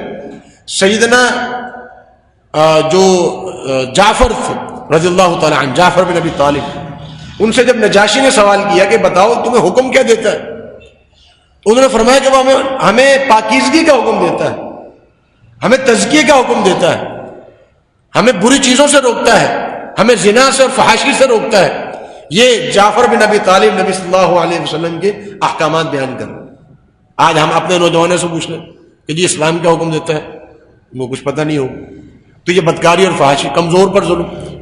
آج اس معاشرے میں کمزور کی کوئی زندگی نہیں ہے۔ ہر طاقتور شخص، آج ہماری کوشش ہوتی ہے کہ طاقتور سے طاقتور شخص سے ہمارا جو ہے وہ تعلق قائم ہے، آپس میں ایک مل کر کسی کمزور پر ظلم۔ آج کمزور کی کہیں پر جو ہے وہ فریاد نہیں سنی جاتی۔ جو غریب آدمی ہے اس کی زندگی جو ہے وہ مشکل ترین زندگی، نہ قانون، نہ عدالت، نہ تھانہ۔ آج ہم دعائیں کرتے ہیں کہ یا اللہ ہمیں تھانے کا منہ نہ دیکھنا پڑے، ہمیں عدالت کا منہ نہ دیکھنا پڑے۔ کیوں؟ کیونکہ ہمیں پتہ ہے ایک شخص جب وہاں جاتا ہے کس برے طریقے سے وہ ذلیل و رسوا ہوتا ہے۔ وہ عدالت جو نبی صلی اللہ علیہ وسلم کے دور میں لگا کرتی تھی، ایک لونڈی بھی اپنے مالک کا ہاتھ پکڑ کر عدالت میں لے آیا کرتی تھی. آج ہے کسی کو ضرورت اس چیز کی؟ تو یہ کمزور پر ظلم، یہ اسلامی معاشرہ ہم کہہ سکتے ہیں؟ کیا ہم یہ وہ معاشرہ کہہ سکتے ہیں کہ جس کی تربیت ان خطوط پر ہوئی ہو، ان احکامات پر ہوئی ہو جو نبی صلی اللہ علیہ وسلم نے دی؟ عورتوں پر مظالم، عورتوں کی وراثت کھا جایا کرتے تھے. آج ہم بھی یہی کرتے ہیں. شوہر بیوی پر ظلم کرتا ہے، بھائی بہن پر ظلم کرتا ہے. یہ ظلم آج ہمارے یہاں بھی رواں ہے. تو یہ سب چیزیں اس دور کے اندر بھی موجود تھیں. یہ ایک ظلم کی اندھیری رات تھی. اس رات میں اللہ رب العالمین نے نبی صلی اللہ علیہ وسلم کو پورے جہان والوں کے لیے رحمت بنا کر دی. وما ارسلناک الا رحمۃ للعالمین، ہم نے آپ کو عالمین کے لیے رحمت بنا کر دی. مسلمانوں کے لیے نہیں، کافروں کے لیے بھی، صرف انسانوں کے لیے نہیں، جانوروں کے لیے. اللہ رب کے رسول صلی اللہ علیہ وسلم تمام جہان والوں کے لیے رحمت. اور رحمت کے وہ عملی نمونے ہم دیکھتے ہیں. آج ہم جن سے ہمارے نوجوان واقف نہیں ہیں، ہم واقف نہیں ہیں، تو ہمیں معلوم ہونے چاہیے. تو یہ وہ حالات تھے جن حالات میں اللہ رب العالمین نے نبی کریم صلی اللہ علیہ وسلم کو مبعوث فرمایا. اب ہم آتے ہیں آپ صلی اللہ علیہ وسلم کی اصل جو زندگی ہے اور آپ صلی اللہ علیہ وسلم کی جو ولادت مبارکہ ہے وہ کس طریقے سے ہوئی اور کن حالات میں ہوئی. آپ صلی اللہ علیہ وسلم کا سب سے پہلے جو میں ذکر کروں گا وہ نسب مبارک ہے. نبی صلی اللہ علیہ وسلم سے بڑھ کر کوئی مبارک شخصیت دنیا میں نہیں ہے، بابرکت شخصیت دنیا میں نہیں ہے. تو یقیناً آپ کے لیے جو اللہ رب العالمین نے سلسلہ نسب کا انتخاب فرمایا ہوگا وہ بھی سب سے بابرکت ہو، سب سے بہترین ہو. تو خود نبی صلی اللہ علیہ وسلم کو فرمانا ہے کہ اللہ رب العالمین نے جب مخلوق کو پیدا کیا اس میں سے دو گروہوں کو اللہ رب العالمین نے انتخاب فرمایا جو بہترین تھے، ایک بنو اسرائیل اور ایک بنو اسماعیل. اور مجھے سب سے ان دونوں گروہوں میں بھی جو بہترین تھا ان میں سے مجھے پیدا فرمایا، یعنی بنو اسماعیل میں سے، اولاد اسماعیل میں سے. پھر اولاد اسماعیل کے مختلف قبیلے تھے، ان قبیلوں میں سے بھی اللہ رب العالمین نے مجھے سب سے بہترین قبیلے میں بنو ہاشم انتخاب فرمایا. پھر بنو ہاشم کے مختلف گھر تھے، ان گھروں کے اندر بھی اللہ رب العالمین نے مجھے سب سے بہترین گھر یعنی جناب عبداللہ جو کہ والد ماجد تھے محمد رسول اللہ صلی اللہ علیہ وسلم کے، جو بہترین گھر تھا، والد بھی بہترین اور جو انتہائی محترم اور انتہائی پاک باز، جن کی شخصیت پر کوئی داغ نہیں تھا، اور والدہ بھی انتہائی پاک باز، انتہائی محترم. پورے عرب کے اندر معروف تھا کہ سب سے جو محترم خاندان ہے وہ خاندان ہے جناب آمنہ کا، سیدہ آمنہ کا، اور جناب عبداللہ کا جو کہ والد ماجد تھے نبی صلی اللہ علیہ وسلم کے. فرمایا مجھے سب سے بہترین گھر میں کیا، تو فرمایا کہ میں ذاتی طور پر بھی سب سے بہتر ہوں، گھرانے کے اعتبار سے بھی سب سے بہتر ہوں. ذاتی اعتبار سے اللہ رب العالمین نے مجھے فضل عطا کیا، امام الانبیاء بنا دیا، اور میرا جو نسب ہے گھر کے اعتبار سے وہ بھی سب سے بہترین ہے. تو لہذا سب سے بابرکت نسب ہے. نسب کیا ہے نبی صلی اللہ علیہ وسلم کا؟ اللہ کے رسول صلی اللہ علیہ وسلم نے خود ذکر فرمایا کہ اللہ تعالیٰ نے ابراہیم علیہ السلام کے اولاد میں سے اسماعیل علیہ السلام کا انتخاب فرمایا. ابراہیم علیہ السلام کی اولاد میں سے اسماعیل علیہ السلام کا انتخاب فرمایا. اسماعیل علیہ السلام کی اولاد میں سے اللہ رب العالمین نے پھر انتخاب فرمایا بنو کنانا کا. نبی صلی اللہ علیہ وسلم کا جو نسب ہے، جو ناموں کے ساتھ آتا ہے، وہ زیادہ سے زیادہ بنو کنانا تک جاتا ہے. اس سے اوپر نسب کا تذکرہ تاریخ کی کتابوں میں صحیح سند کے ساتھ موجود نہیں، صحیح سند کے ساتھ موجود نہیں ہے. اب جو حضرات پیش کرتے ہیں وہ اپنے ظن اور تخمین اور گمان بغیر دلیل کے وہ ذکر کرتے ہیں، وہاں پر کوئی دلیل نہیں ہے. ہاں ہمیں یہ یقین ہے کہ نبی صلی اللہ علیہ وسلم اولاد اسماعیل میں سے ہیں، لیکن بنو کنانا اور اولاد اسماعیل کے درمیان کا جو نسب ہے یہ نسب صحیح طور پر صحیح سند کے ساتھ کہیں پر بھی ذکر نہیں. تو کنانا کی اولاد میں سے قریش اصل میں یہ لقب ہے ایک شخصیت کا جن کا اصل نام تھا فہر کہتے ہیں شیر کو. ان کا لقب بھی جو ہے وہ قریش، ان کا لقب رکھا گیا. تو قریش کے اولاد میں سے بنو ہاشم یہ بیٹے تھے قریش کے، اور ان کے اولاد میں سے عبد المطلب جو کہ بیٹے تھے جناب ہاشم کے، اور وہ دادا تھے جناب محمد رسول اللہ صلی اللہ علیہ وسلم کے. تو جناب عبد المطلب کے 10 بیٹے تھے، جناب عبد المطلب کے 10 بیٹے تھے. ان 10 بیٹوں میں سے جو جن کا انتخاب فرمایا اللہ رب العالمین نے وہ تھے جناب عبداللہ. تو نبی صلی اللہ علیہ وسلم جناب عبداللہ کی اکلوتے بیٹے ہیں، اکلوتی اولاد. آپ کا نہ کوئی بھائی ہے نہ کوئی بہن، تو ایک ہی اولاد ہے جناب عبداللہ کی، اور وہ ہے محمد رسول اللہ صلی اللہ علیہ وسلم. اور آپ کے دادا جو ہیں وہ جناب عبد المطلب. تو یہ آپ صلی اللہ علیہ وسلم کا شجرہ نسب.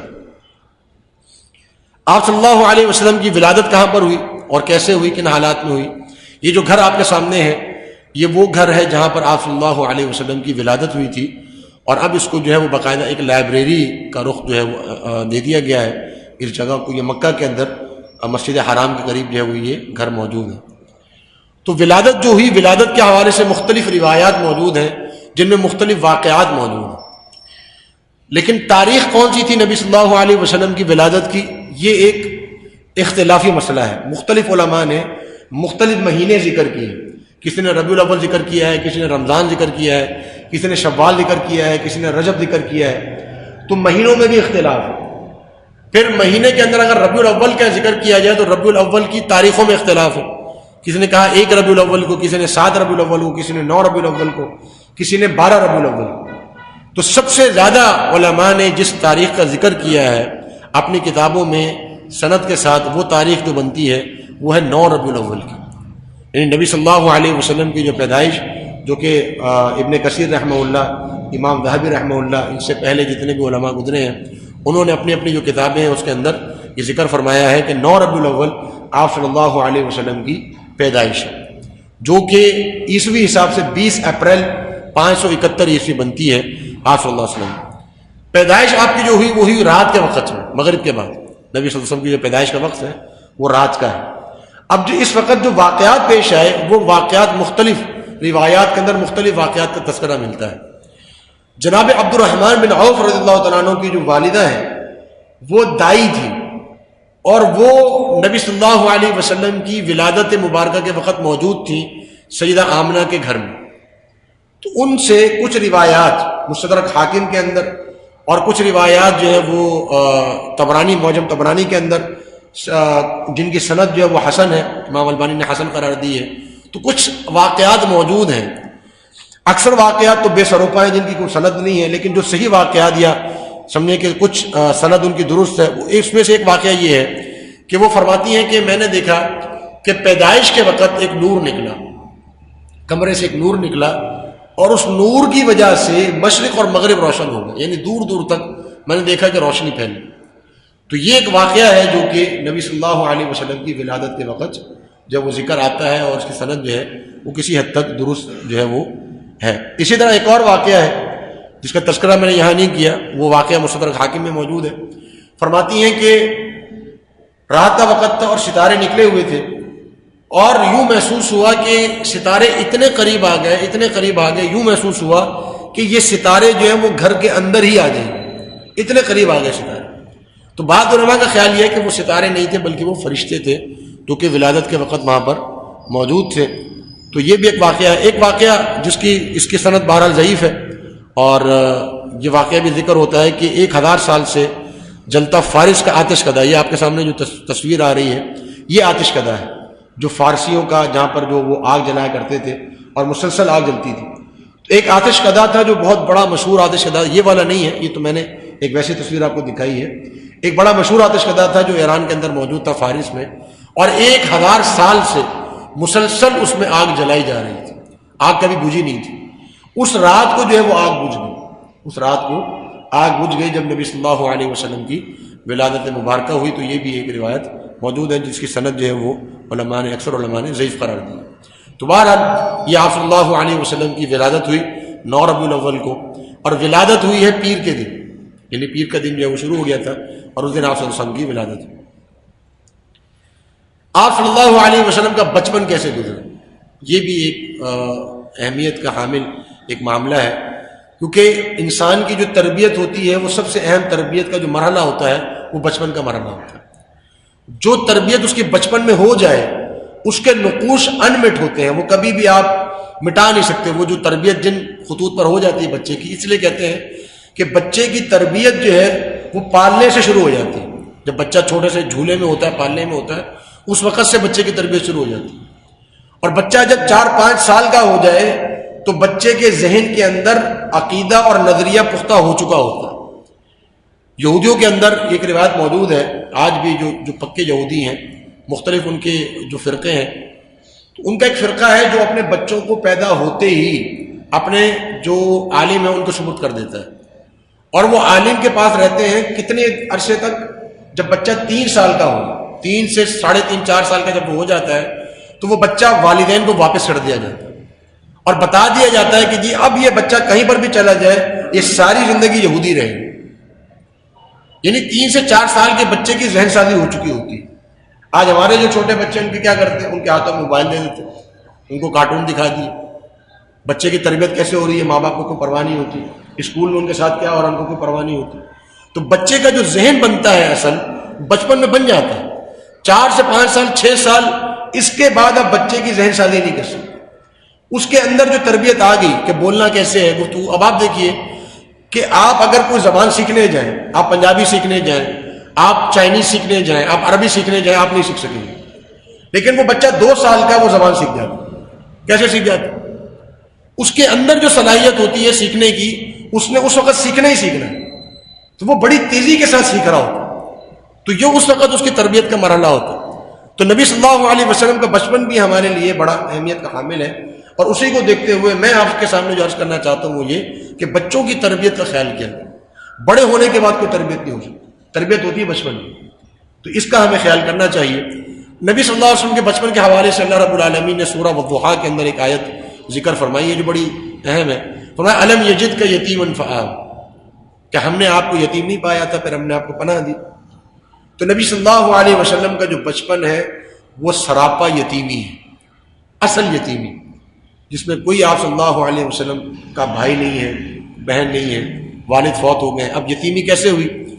بچپن کے آپ صلی اللہ علیہ وسلم کے جو اہم کردار ہیں جو نبی صلی اللہ علیہ وسلم کے دور میں اس وقت موجود تھے، جو بچپن سے تعلق رکھتے ہیں، ایک تھے آپ کے والد ماجد جناب عبداللہ۔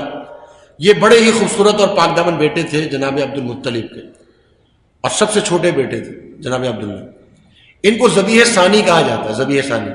ذبیح اول جو ہے وہ سیدنا اسماعیل علیہ السلام، ان کا واقعہ معروف آپ سب جانتے ہیں۔ ان کو ذبح کیا گیا تو ذبح نہیں ہوئے اور ان کی جگہ پر جنت کا جو جانور ہے وہ ذبح ہو گیا، یہ ذبیح ثانی کو کہلاتے ہیں۔ ان کے بارے میں ایک واقعہ آتا ہے کہ جناب عبد المطلب نے ایک منت مانی تھی کہ اگر میری یہ نظر پوری ہوگی تو میں اپنے ایک بیٹے کو ذبح کروں گا۔ منت مانگی، وہ منت پوری ہوگی۔ اب بیٹے کو ذبح کرنے کا وقت آیا تو 10 بیٹے تھے، قرعہ ڈالا گیا۔ جب قرعہ ڈالا تو نام نکلا جناب عبداللہ کا۔ تو عبد المطلب نے کہا کہ میں اپنے اس بیٹے کو قربان نہیں کر سکتا، تو لہذا میں اس کی جگہ 10 اونٹ قربان کرتا ہوں۔ دوبارہ قرعہ ڈالا، دوبارہ قرعہ ڈالا، پھر وہی جناب عبداللہ کا نام نکلا۔ پھر کہا 10 اونٹ دیتا ہوں اس کی جگہ، دوبارہ قرعہ ڈالا۔ تو پھر اونٹوں میں اور عبداللہ میں قرعہ ڈالنے لگا، تو یہاں تک کہ جب 10 دفعہ جناب عبداللہ کا نام نکلا تو عبد المطلب نے اپنے 100 اونٹ دے دی۔ جب 11ویں دفعہ اونٹوں کا نام نکلا تو پھر 111 اونٹ عبد المطلب نے ذبح کیے جناب عبداللہ کو بچانے کے لیے۔ تو اس وجہ سے ان کو ذبیح ثانی کہا جاتا ہے۔ تو یہ جناب عبداللہ جو ہے وہ نبی صلی اللہ علیہ وسلم کی پیدائش سے 3 ماہ قبل، بعض روایت میں 4 ماہ، بعد میں 5 ماہ کا ذکر آتا ہے، پیدائش سے قبل جو ہے وہ فوت ہو گئے تھے۔ یعنی نبی صلی اللہ علیہ وسلم کی جب پیدائش ہوئی اس وقت آپ صلی اللہ علیہ وسلم والد کی طرف سے یتیم ہو چکے تھے۔ دوسرا جو کردار ہے وہ آپ کی والدہ کا جناب آمنہ کا ہے۔ یہ بنو زہرہ کے سردار کی بیٹی تھی۔ بنو زہرہ جو ہے یہ مدینہ میں آباد تھی۔ تو مدینہ جو ہے وہ نبی صلی اللہ علیہ وسلم کا ننیال، مدینہ جو ہے بنو زہرہ جو ہے جناب ایوب انصاری رضی اللہ تعالیٰ عنہ جو ہے بنو زہرہ میں سے تھے۔ تو نبی بنو نجار اور بنو زہرہ یہ ایک ہی قبیلے کے جو ہے وہ مختلف برادریاں ہیں۔ تو نبی صلی اللہ علیہ وسلم جب مدینہ گئے تھے تو اپنے ننیال میں جا کر ٹھہرے تھے۔ تو بنو زہرہ کے سردار کی بیٹی تھی، اسی وجہ سے نبی صلی اللہ علیہ وسلم کی جو والدہ ہیں ان کی جو قبر ہے وہ مدینہ کے قریب، تو اس کے سردار کی بیٹی تھی، بڑی نیک سیرت پاک باز خاتون تھی جیسا کہ میں ذکر کر چکا ہوں، اور یقیناً ہوں گی، ہمارا ایمان ہے، ہمارا یقین ہے، کیونکہ اللہ رب العالمین نے اپنے پیارے رسول صلی اللہ علیہ وسلم کے والدین کا جو انتخاب فرمایا ہوگا وہ کیسے فرمایا ہوگا وہ ہم سوچ نہیں سکتے۔ تو لہذا یہ بڑی ہی پاک باز خاتون تھی۔ نبی صلی اللہ علیہ وسلم 6 سال کے تھے جب جناب آمنہ بھی وفات پا گئی، اور آپ صلی اللہ علیہ وسلم 6 سال کی عمر میں والدین سے محروم ہو چکے تھے۔ ہم اندازہ کہ یہ 6 سال کا بچہ ہو، نہ والد ہو نہ والدہ ہو، نہ بھائی ہو نہ بہن، تو کیا کس طرح وہ بچہ جو ہے وہ زندگی گزارے گا؟ تو یہی آپ صلی اللہ علیہ وسلم نے اسی طریقے سے زندگی گزاری. یہ جو قبر آپ کے سامنے ہے اس کے بارے میں کہا جاتا ہے کہ روایت ہے کہ یہ جناب آمنہ کی جو ہے وہ قبر ہے جو کہ نبی صلی اللہ علیہ وسلم کی والدہ ہے اور یہ مدینہ کے قریب موجود. ایک اور کردار جو ہے جو بچپن میں موجود ہے نبی صلی اللہ علیہ وسلم کے وہ ہے ام ایمن. ام ایمن جو ہے یہ افریقی خاتون ہے اور یہ جناب عبداللہ کی لونڈی تھی. لونڈی یعنی جو غلام عورت اس کو لونڈی کہا جاتا ہے. تو یہ غلام تھی اور نبی صلی اللہ علیہ وسلم کے والد کی جو ہے وہ ملکیت تھی. انہوں نے نبی صلی اللہ علیہ وسلم کو بڑی محبت سے پالا ہے. سیدہ ام ایمن رضی اللہ تعالی عنہ انہوں نے گود کھلایا ہے نبی صلی اللہ علیہ وسلم.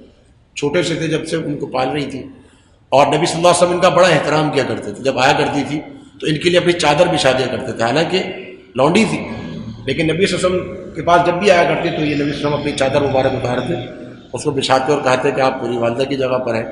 ان کا بڑا احترام کیا کرتے تھے اور یہ انہوں نے اسلام قبول کر لیا تھا. یعنی بعد میں اتنا عرصہ زندہ رہی کہ انہوں نے اسلام قبول کیا اور نبی صلی اللہ علیہ وسلم ان کا بڑا احترام فرمایا کرتے تھے.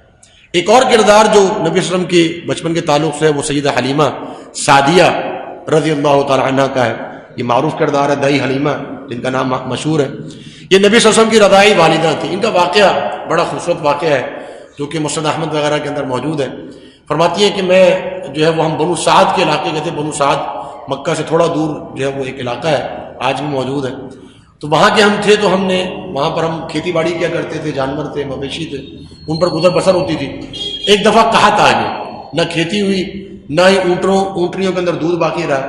تو بڑی پریشانی کا عالم تھا. تو ہم نے یہ سوچا کہ ہم بھی وہی کاروبار کریں جو کاروبار بنو سعد کی دیگر عورتیں کیا کرتی تھی. وہ کیا کیا کرتی تھی کہ عرب کے اندر ایک رواج تھا کہ جب بھی ان کے یہاں بچہ کی ولادت ہوتی تو بچہ اگر 3 مہینے 4 مہینے کا ہو جاتا تو اس بچے کو بھیج دیا جاتا دیہات کے اندر. شہر میں نہیں رکھا جاتا, دیہات میں بھیج دیا کرتا. اس کے 2 فائدے ہوتے تھے. ایک فائدہ یہ ہوتا کہ بچہ دیہات کی آب و ہوا میں جو بڑی صحت مند آب و ہوا ہوتی تھی اس میں رہتا تھا. تو شہر کی جو گرد آلود جو ہوائیں ہوتی ہیں یا وہاں کی جو بیماریاں ہوتی ہیں بچے کو نہیں لگتی تھی, بچہ صحت مند ہوتا. دوسرا فائدہ یہ ہوتا کہ جو دیہات کی زبان تھی عربی وہ بڑی خالص عربی تھی. شہر میں تو عربی بھی آتے تھے اجمی بھی آتے تھے تو وہاں عربی مکس ہو گئی تھی. دیہات میں صرف عربی بولتے تھے تو وہاں کی عربی بڑی خالص ہوتی تھی. تو جب وہاں بچہ پلتا تھا 2-3 سال وہاں رہتا تھا تو اس کی عربی بڑی اچھی ہو جاتی. تو وہاں کی عورتیں یہ کاروبار کیا کرتی تھی کہ وہ بچوں کو لایا کرتی تھی کیونکہ وہ دیہات تھا بنو سعد. تو سیدہ حلیمہ سعدیہ فرماتی ہے ہم نے سوچا کہ ہم بھی یہی کرتے ہیں. تو ایک دفعہ ہم لوگ نکلے اپنی سہیلیوں کے ساتھ بچے لینے کے لیے مکہ کی طرف. تو وہاں چلے گئے تو میری ساری سہیلیوں کو بچے مل گئے, مجھے نہیں ملا. نبی صلی اللہ علیہ وسلم جو ہے وہ میری ساری سہیلیوں کو پیش کیے گئے تھے کہ آپ ان کو لے جائیں, آپ ان کو لے جائیں. کوئی بھی لے کر نہیں گیا. کیوں؟ کیونکہ سب کو معلوم ہو گیا تھا کہ نبی صلی اللہ علیہ وسلم کے والد موجود نہیں. تو یتیم بچے کو نہیں لے جایا کرتے تھے کیونکہ اس کا جو ہے وہ اتنے پیسے نہیں ملتے تھے. یتیم بچے کے پیسے کون دے گا؟ تو فرماتے مجھے بھی بتایا گیا, میں نے بھی نہیں لیا. جب ہم واپس جا رہے تھے تو میں خالی ہاتھ تھی تو میں نے اپنے شوہر سے کہا کہ میں کیوں نہ اس یتیم بچے کو ہی لے آؤں. تو فرماتے کہ پھر میں گئی واپس اور میں نبی صلی اللہ علیہ وسلم کو لے کر آؤں.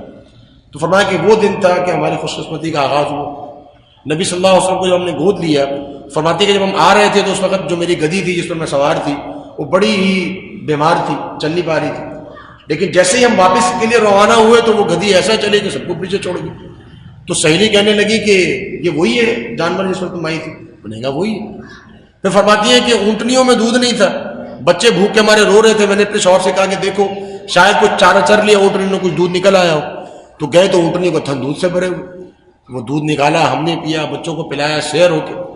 فرمایا کہ اس دن کے بعد سے ہمارے گھرانے میں خوشحالی کا آغاز ہوا.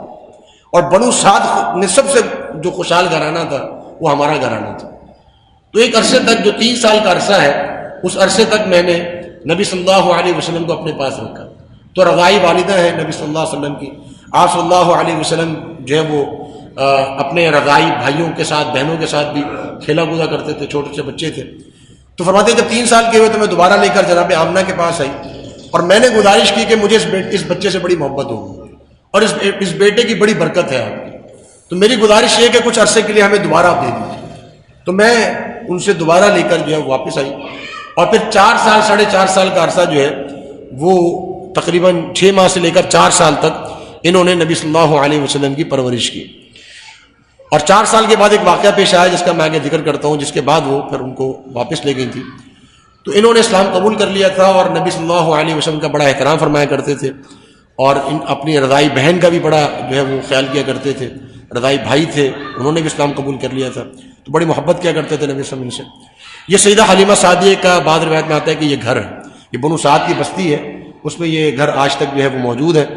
یہ بنو سعد کی بستی ہے جو آپ کے سامنے ہے، اور یہ مکہ کے قریب جو ہے وہ موجود ہے. ایک واقعہ پیش آیا جب نبی صلی اللہ علیہ وسلم کی عمر 4 سال تھی، اور وہ واقعہ کہلاتا ہے شق صدر کا. سیدہ حلیمہ سعدیہ فرماتی ہیں کہ ایک دن میرا بیٹا عبداللہ اس کا نام تھا، وہ 6 سال کا تھا، وہ بھاگتا ہوا آیا اور کہنے لگا کہ محمد صلی اللہ علیہ وسلم کو کسی نے قتل کر دیا، 2 لوگوں نے قتل کر دیا. تو ہم گھبرا گئے، ہم بھاگے. ہم نے دیکھا کہ نبی صلی اللہ علیہ وسلم 4 سال کے تھے اس وقت، تو وہ بڑے پریشان سے کھڑے ہوئے تھے، رنگ اڑا ہوا تھا سفید. تو ہم نے پوچھا کیا ہوا، تو کوئی جواب نہیں دیا. بعد میں آپ صلی اللہ علیہ وسلم نے اپنے صحابہ کو نبوت ملنے کے بعد یہ واقعہ سنایا کرتے تھے. آپ صلی اللہ علیہ وسلم نے فرمایا کہ ہوا یوں تھا کہ 2 فرشتے آئے آدمیوں کے روپ میں، اور بڑے ان کے چہرے سفید اور کالے بال ان کے. انہوں نے آ کر، بلکہ 3 افراد تھے، فرمایا انہوں نے آ کر مجھے لٹایا، اور ایک شخص نے میرے سینے کو چاک کیا. مجھے کوئی تکلیف نہیں ہوئی، میرا سینے کو انہوں نے کاٹا، میرے دل کو باہر نکالا، اور پھر دل میں سے انہوں نے ایک کالا لوتھڑا گوشت کا، کالا ٹکڑا گوشت کا انہوں نے نکالا، اور مجھ سے کہا کہ یہ شیطان کا حصہ تھا جو آپ کے دل میں موجود تھا، جو ہر آدم کے دل، بنو آدم کے دل میں موجود ہوتا ہے. ایک کالا گوشت کا لوتھڑا جو میرے دل کے اندر تھا وہ نکال دیا، اور پھر میرے دل کو جنت کے لائے ہوئے پانی سے دھویا، اور پھر دوبارہ میرے دل کو میرے سینے میں لگایا، اور اوپر ہاتھ پھیرا اور میرا سینہ ویسے ہی ہو گیا جیسے پہلے تھا. اور پھر وہ لوگ جو ہیں وہ چلے گئے. تو یہ واقعہ شق صدر کا ہوا. تو اس کی وجہ سے سیدہ حلیمہ سعدیہ گھبرا گئیں اور دوبارہ نبی صلی اللہ علیہ وسلم کو جو ہے وہاں پر چھوڑ کر آئیں سیدہ آمنہ کے پاس. اور پھر سیدہ آمنہ کے پاس وہ رہے نبی صلی اللہ علیہ وسلم 6 سال تک. اور اس کے بعد جناب آمنہ بھی وفات پا گئی جب نبی صلی اللہ علیہ وسلم 6 سال کے تھے. اس کے بعد جس شخصیت نے نبی صلی اللہ علیہ وسلم کی پرورش کی ہے وہ ہے جناب عبد المطلب. اور یہ نبی صلی اللہ علیہ وسلم کے دادا تھے اور قریش کے سردار تھے، بڑے ہی سخاوت کرنے والے، بڑے معروف سردار تھے. نبی صلی اللہ علیہ وسلم کو اپنی اولاد سے بڑھ کر چاہتے تھے. جب اپنا تخت لگاتے تو نبی صلی اللہ علیہ وسلم کو اپنے برابر میں بٹھاتے، اپنی اولاد کو دور بٹھاتے، اور کہا کرتے تھے کہ مجھے امید ہے کہ میرا یہ جو بیٹا ہے یہ آگے چل کے کوئی بڑا نام روشن کرے گا ہماری قوم کا. تو یہ ان کو بڑی امیدیں تھی نبی صلی اللہ علیہ وسلم سے. آپ صلی اللہ علیہ وسلم 8 سال کے تھے کہ دادا بھی فوت ہو. آپ صلی اللہ علیہ وسلم 8 سال کے تھے، دادا بھی فوت ہو گئے. تاریخی کتابوں میں یہ بات موجود ہے کہ لوگوں نے دیکھا کہ نبی صلی اللہ علیہ وسلم 8 سال کے بچے تھے اور وہ اپنے دادا کے جنازے کے پیچھے روتے روتے چل رہے تھے. تو آپ اندازہ کیجئے کہ ایک بچہ، اس کا والد جو ہے وہ پیدائش سے پہلے فوت ہو گیا، اور پھر والدہ 6 سال کی ہیں، والدہ فوت ہو گئی، نہ کوئی بیٹا، نہ کوئی بھائی ہے، نہ کوئی بہن ہے. دادا سے محبت ہوئی، دادا نے 2 سال پہلا دادا بھی فوت ہو گیا. اب 8 سال کا بچہ، اس کے ذہن پر کیا گزر رہی ہوگی، اس کے دل پہ کیا گزر رہی ہوگی. تو وہ 8 سال کے تھے، دادا بھی فوت ہو گئے.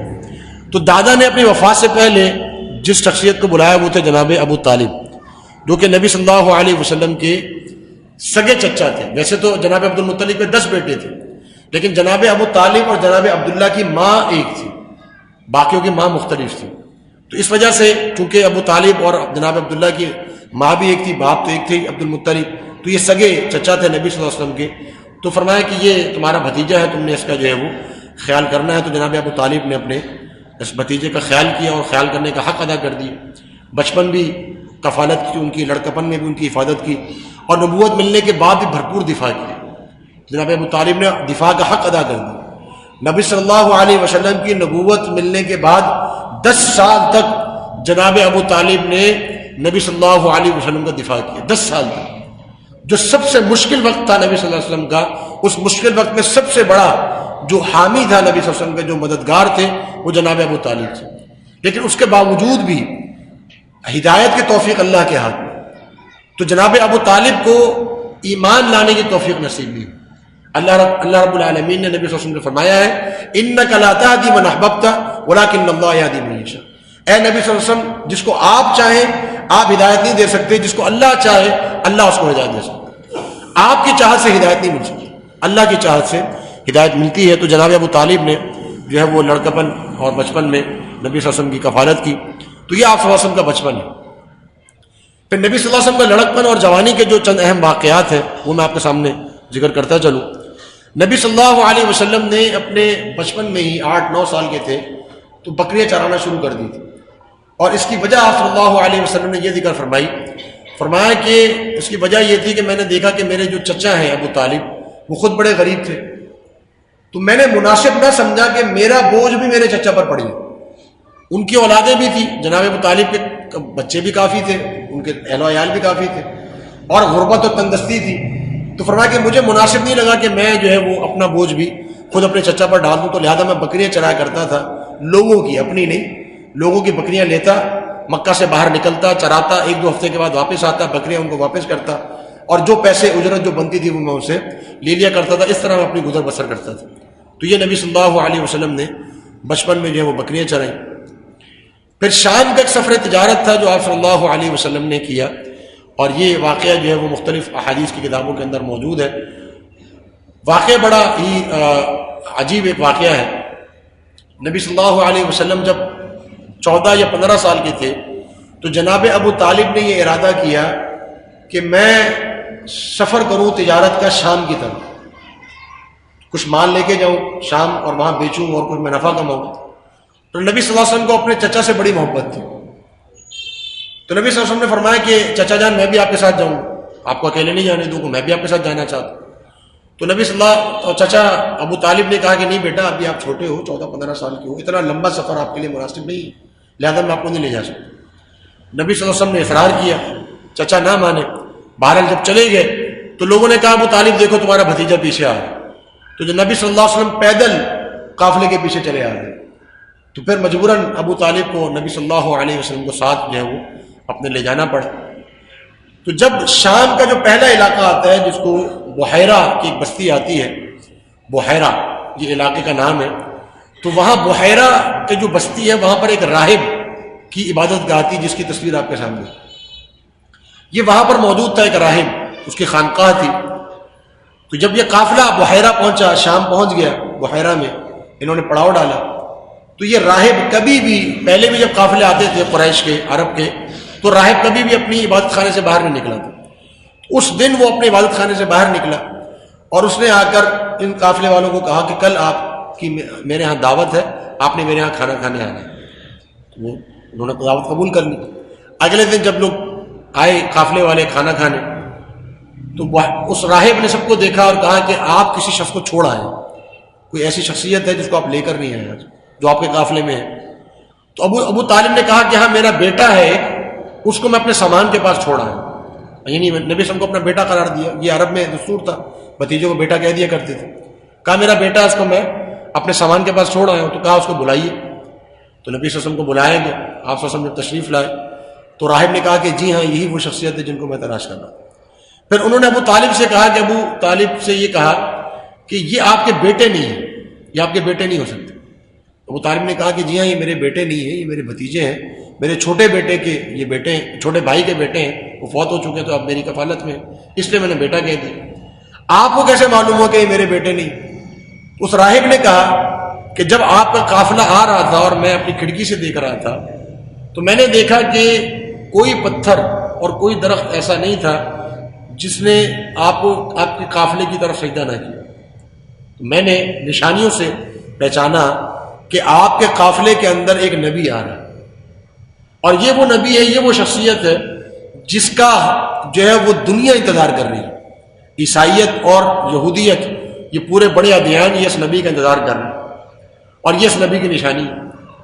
اور پھر انہوں نے ابو طالب سے کہا کہ میری آپ سے گزارش ہے کہ آپ ان کو آگے نہ لے کے جائیں، شام سے آگے فلسطین کی طرف نہ لے کے جائیں جہاں یہودی آباد ہے، مجھے خدشہ ہے کہ کہیں یہودی ان کو پہچان نہ لیں اور پہچان کر شہید نہ کر دیں، کیونکہ یہودی انتظار کر رہے ہیں کہ وہ نبی بنو اسرائیل میں سے آئے گا، یہ تو بنی اسماعیل میں سے آ گئے، تو لہذا آپ ان کو واپس بھیج دیجئے۔ تو جناب ابو طالب نے نبی صلی اللہ علیہ وسلم کو واپس روانہ فرما دیا، اور شام کا یہ سفر جو ہے وہ اس طریقے سے اختتام پذیر ہوا۔ اس سے معلوم ہو گیا تو اس وقت جناب ابو طالب کو بھی اور اس وقت قافلے کے لوگوں کو بھی کہ نبی صلی اللہ علیہ وسلم ایک بڑی شخصیت ہے، اور آپ صلی اللہ علیہ وسلم نے آگے چل کر جو ہے وہ نبی بننا ہے اور رسول بننا ہے۔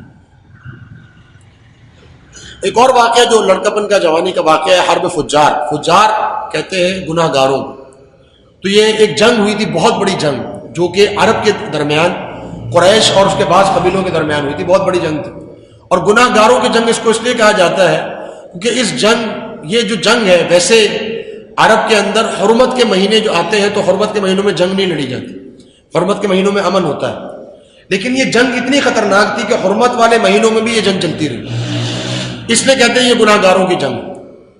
تو نبی صلی اللہ علیہ وسلم جب یہ جنگ ہوئی تھی اس وقت آپ صلی اللہ علیہ وسلم کی عمر تقریباً جو ہے وہ 22 سال تھی، 22-23 سال آپ صلی اللہ علیہ وسلم کی عمر تھی۔ تو آپ صلی اللہ علیہ وسلم فرماتے ہیں کہ میں نے اس جنگ میں شرکت نہیں کی تھی، میں پیچھے جہاں ہمارے قافلے کا سامان رکھا ہوا تھا اس کی میں چوکیداری کر رہا تھا، جنگ میں نے شرکت نہیں کی، اللہ تعالیٰ نے مجھے اس جنگ میں شریک ہونے سے محفوظ کر لیا۔ تو یہ حرب فجار ایک بہت بڑی جنگ ہے جو عرب میں ہوئی۔ اس جنگ کے بعد پھر عرب نے آپس میں ایک معاہدہ کیا، کیونکہ اس جنگ میں بہت سے لوگ مارے گئے، جیسے دشمنیاں ہوتی تھی جہالت کے اندر، نسلوں کی نسلیں برباد ہو جایا کرتی تھی۔ تو جب یہ جنگ ہوئی تو عرب کو احساس ہوا کہ ہم تو آپس میں لڑ کے ختم ہو جائیں گے۔ اس وقت انہوں نے ایک معاہدہ کیا جو کہ مکہ کے اندر یہ معاہدہ ہوا، اور اس کو کہتے ہیں حلف الفضول۔ فضول اس کو اس لیے کہتے ہیں کیونکہ یہ اس کے اندر 4-5 افراد ایسے تھے جن کے نام تھے فضل، ان کے نام کی جمع فضول بنتی ہے، اس لیے اس کو حلف الفضول کہتے ہیں۔ تو اس کے اندر جو معاہدہ کیا گیا وہ معاہدہ یہ تھا کہ ہم آپس میں جنگ نہیں کریں گے، ہم مظلوم کی مدد کریں گے، ہم حرمت کے مہینوں کا خیال کریں گے۔ تو نبی صلی اللہ علیہ وسلم مدینہ میں جب تھے اس وقت یہ فرمایا کرتے تھے کہ اگر آج بھی قریش مجھے حلف الفضول کے لیے بلائیں تو میں ضرور ان کے پاس جاؤں، کیونکہ نبی صلی اللہ علیہ وسلم اور دین اسلام جو ہے یہ ہمیشہ سے امن کا متلاشی، جنگ اس کا مقصد ہی نہیں، امن چاہتا ہے، اسلام کا معنی ہی امن، تو امن چاہتا ہے اسلام۔ تو نبی صلی اللہ علیہ وسلم اس وقت یہ فرمایا کرتے تھے کہ اگر آج بھی مجھے قریش حلف الفضول کے لیے بلائیں گے تو میں ضرور ان کے پاس جاؤں گا۔